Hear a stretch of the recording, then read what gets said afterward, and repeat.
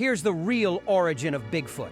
I'm not talking about some undiscovered primate or evolutionary throwback. This truth will shake everything you thought you knew about American wilderness. For generations, they've pushed the narrative that Bigfoot is simply a rare species that science hasn't cataloged yet.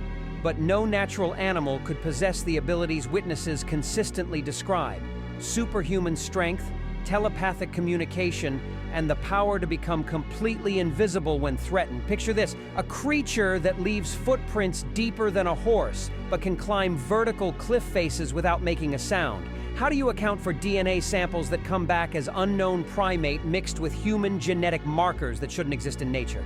And here's what they've been hiding from us. These beings aren't from our timeline.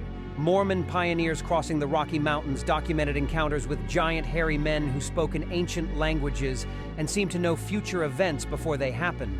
Shaker communities preserved oral traditions about forest guardians who were once human but transformed by eating forbidden fruit from trees planted by fallen angels. Lutheran settlers in the Pacific Northwest reported that these creatures would appear before natural disasters, warning isolated families to flee before earthquakes and avalanches struck. Quaker meetings recorded testimonies of members who claimed these beings could read human thoughts and would only reveal themselves to those with pure spiritual intentions.